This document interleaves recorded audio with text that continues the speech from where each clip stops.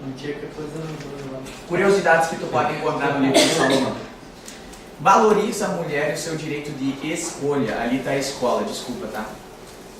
Valoriza o direito de escolha, porque a mulher podia olhar tanto para o rei e negar o rei, dizer não para o rei e ficar com o seu pastor. Ela era fiel ao seu pastor, mas na verdade estava no direito de quem? Da mulher.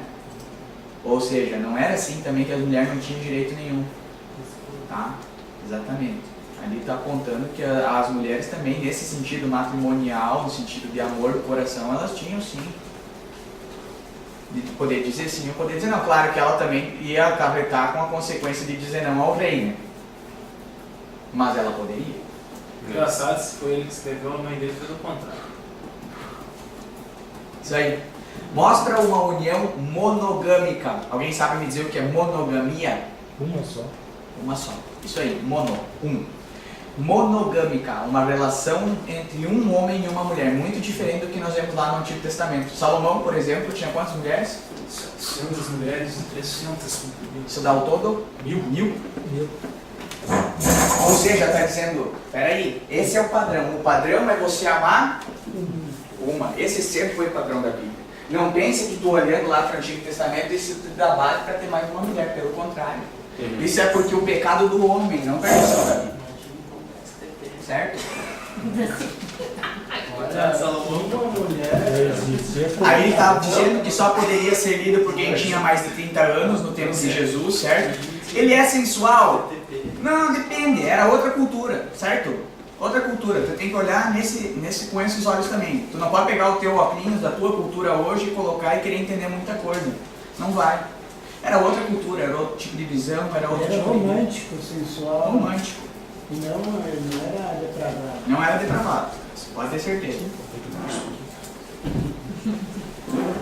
Tá, agora aqui eu só vou... Quando de casal, eles usam aquele versículo, a raposinha, né? Uma vez lá naquela janta eu tinha que escutar o pastor pregando, os casais apaixonados e eu solteiro na copa.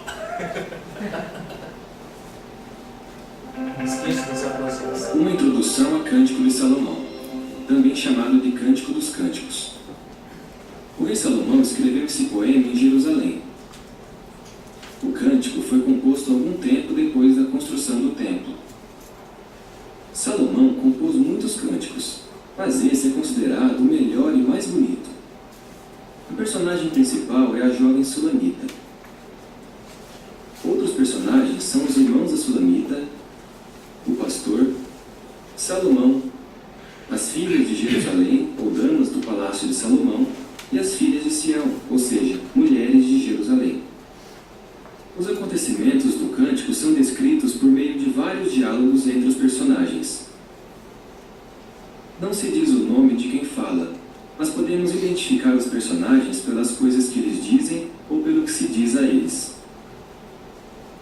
O Cântico de Salomão tem 8 capítulos. Os capítulos 1 e 2 falam de coisas que aconteceram perto da cidade de Sunem, também chamada de Sulém. A jovem Sulamita é levada ao acampamento do rei Salomão. Ele tenta conquistá-la, mas ela diz que só ama o seu querido pastor. Você sabia?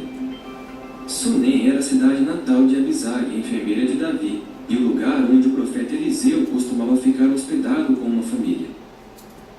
Os capítulos 3 a 8 falam de coisas que aconteceram em Jerusalém. O rei Salomão volta para o seu palácio, levando a Sulamita. Ele faz isso para deixá-la impressionada. A Sulamita pede que as filhas de Jerusalém não tentem despertar nela amor por Salomão. O pastor vai para Jerusalém atrás da Sulamita. Ele a fortalece com palavras de amor. Algumas expressões desse cântico podem parecer um pouco estranhas hoje, mas levar em conta a cultura do antigo Oriente Médio nos ajuda a entender a beleza dessas expressões.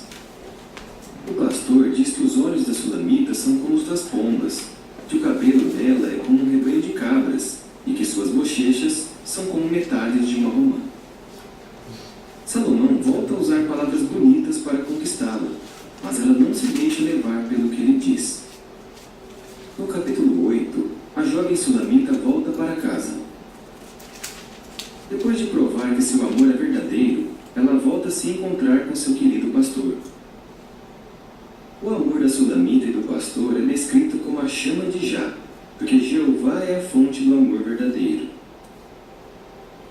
À medida que você lê esse livro, preste atenção na conduta pura da sulamita, em como ela foi leal ao pastor e em como o amor verdadeiro vem de Jeová, que sempre expressa sua soberania de modo amoroso.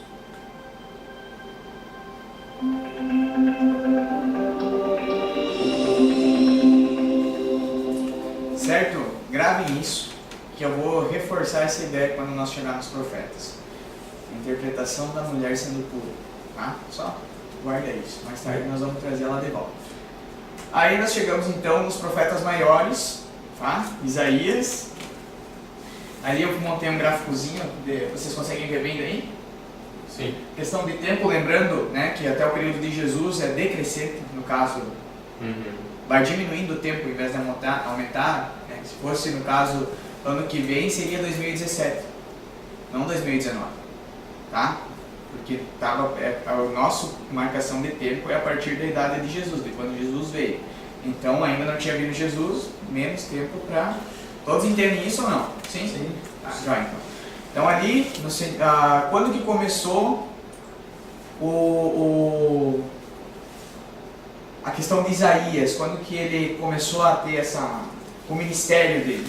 Começou em 778, ainda era o reinado de Uzias.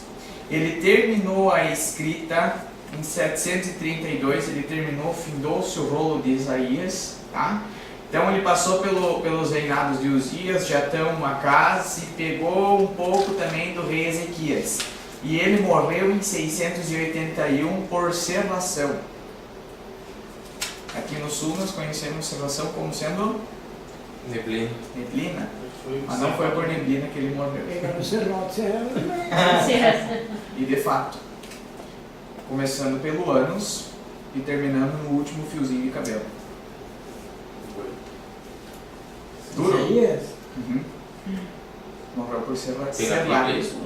Não, fato histórico. Fato histórico. Tá? A maioria atribui, e era um tipo de morte na época. Tá? E a mensagem dele era realmente dura. Não era uma coisa que as pessoas, os governantes da época gostassem de escutar. Certo? Então, quando pegaram ele, realmente o mataram. Esse é o que conta a cultura judaica. Exatamente, a cultura judaica. Tá? Não está na Bíblia, não está. É uma forma que é atribuída à morte dele. Não, pelo menos estudando, não achei outra. Tá? Realmente, se parar para pensar, grande tortura, né? Sim, mas na época faziam. Hoje ainda fazem, não aqui. Tá, mas não está na Bíblia, é isso? Não está. Mas não está na Bíblia, mas é tradição da igreja, no sentido, tradição dos judeus também, que Isaías morreu dessa forma. É um fato histórico. Exato, porque tem muita coisa que não se encontra na Bíblia da continuação da vida do... Sim. Por exemplo, não conta que Pedro foi crucificado de cabeça para baixo. Mas é o que a tradição nos conta. Exatamente. Né? Certo? O nome de Isaías significa Yahvé é salvação. Interessante, né? Eu coloquei o significado de cada nome, de cada profeta, para que nós pudéssemos... Bonito, ó, Yahvé é salvação. Esse é o significado do nome de Isaías. Todos vão ter um videozinho para nós poder se situar, tá? A ideia é um videozinho curtinho, mas que... Uma introdução ao livro de Isaías. Isaías serviu como profeta de Jeová e escreveu o livro que tem o seu nome. O livro foi escrito quando ele estava em Jerusalém, a capital do reino de Judá. Isaías tinha 2 filhos, Sear-Jazub e Maer-Salal-Asbaz. Esses nomes significavam acontecimentos que iam afetar Judá. Isaías profetizou por pelo menos 46 anos, durante o reinado de Uzias, Jotão, Acás e Ezequias. Ele terminou o livro pouco depois de 732 a.C.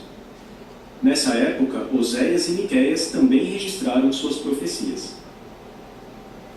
Isaías predisse muitas coisas, como a queda do reino de Israel, que aconteceu enquanto ele ainda estava vivo, a destruição de Jerusalém, que aconteceu mais de 100 anos depois, a conquista de Babilônia, que se cumpriu uns 200 anos depois dos dias de Isaías. Só vou dar uma pausa aqui, tá? Isaías é um profeta antes do exílio babilônico, tá? Vocês sabem que existia separação do norte e do sul? Todos sabem isso? Quando você lê lá na Bíblia que existiam os reinos do sul e os reinos... Porque depois de Salomão, seu filho foi rei, e ali aconteceu uma divisão dos reinados, que 10 tribos das 12 ficaram com um poder, e 2 tribos, Benjamim e Judá, ficaram sendo o outro, não era mais uma tribo só, certo? Dividiu 10 de um lado e 2 do outro. Então, ele pegou quando os sírios invadiram Jerusalém, tá? E pegou também a destruição do templo. Então ele pegou as 2 destruições, certo? E o surgimento do Messias, que aconteceu mais de 700 anos depois da profecia. Você sabia? Na profecia sobre a queda de Babilônia, Isaías deu detalhes de como a cidade seria conquistada e disse até o nome do conquistador, Ciro. O livro de Isaías tem 66 capítulos. Os primeiros 6 trazem muitos alertas sobre a calamidade que aconteceria em Jerusalém e em Judá por causa do pecado do povo. No capítulo 6, Isaías aceita de boa vontade o convite de Jeová para ser seu mensageiro, com as palavras: "Aqui estou, envia-me". Já escutaram isso? Os capítulos 7 a 12 falam sobre como a Síria e o reino de Israel se uniram para invadir Judá. Mas, cumprindo a profecia de Isaías, a Assíria derrotou essas 2 nações e a invasão não aconteceu. Aí só invadiu Israel. Os capítulos 13 a 23 têm declarações de Jeová contra a Babilônia e outras nações que maltrataram o povo dele. Os capítulos 24 a 35 falam que o povo de Jeová seria abandonado, mas depois voltaria a ter as bênçãos dele. Um dos pecados do povo de Judá foi buscar a proteção da Assíria, em vez de buscar a Jeová. E Israel buscou o Egito. Os capítulos 36 a 39 contam coisas emocionantes que aconteceram no reinado de Ezequias. O rei Senaqueribe, da Assíria, invade Judá e diz que vai destruir Jerusalém se o povo não se render. Ezequias pede a ajuda de Jeová. O rei Ezequias. Jeová garante a Ezequias que nada vai acontecer com Jerusalém e envia um anjo para salvar o povo. Em uma noite, esse anjo mata 185.000 soldados assírios. É fantástico ler esse relato. Apesar desse livramento, mais tarde Jerusalém é destruída por causa dos pecados de Judá, e os judeus são levados para a Babilônia. Nos capítulos 40 a 66, Jeová consola o povo e promete que a adoração verdadeira vai voltar a existir em Jerusalém depois que eles voltarem de Babilônia. Muitas profecias de Isaías se concentram no tempo em que o Messias vai governar no reino de Deus e restaurar a adoração verdadeira para sempre. Isaías predisse muitas coisas sobre o Messias. Por exemplo, ele nasceria de uma virgem, seria da família de Davi, moraria na Galileia e curaria os doentes. As profecias de Isaías foram as mais citadas por Jesus e os apóstolos para provar que Jesus era o Messias. Jesus até leu Isaías 61, 1 e 2 numa sinagoga e disse que aquela profecia tinha se cumprido nele. Aí ele quase vai apedrejar. Ao ler Isaías, veja como os julgamentos proféticos de Jeová sempre se cumprem. Como Jeová salva os que confiam nele e como o governo do Messias vai trazer paz eterna para a terra.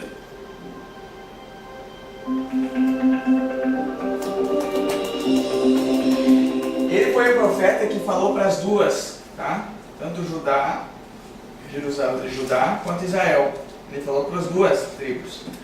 Israel foi primeiro por causa da maioria da desobediência da maioria dos reis. Judá permaneceu um pouco mais porque alguns reis foram fiéis a Deus. Mesmo assim, depois se corrompeu e se foi. Tá? Foram levados para a Babilônia. Por isso que eu falo, a mensagem de Isaías não era fácil. Ele tinha que chegar para os reis e dizer assim, ó, viu, vocês estão fazendo aliança política com os caras lá, vocês estão fazendo aliança com o Egito, vocês não estão buscando a Deus e Deus vai trazer o castigo para cá. Tu acha que um rei ia gostar de escutar um negócio desse? Imagina o quanto de inimigos que Isaías tinha. Não eram poucos, pode ter certeza disso. Deixa eu só terminar aqui. A Assíria derrotou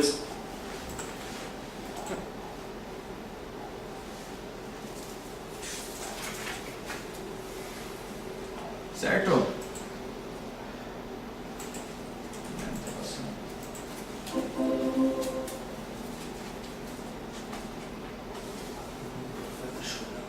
Vou só um programinha aqui.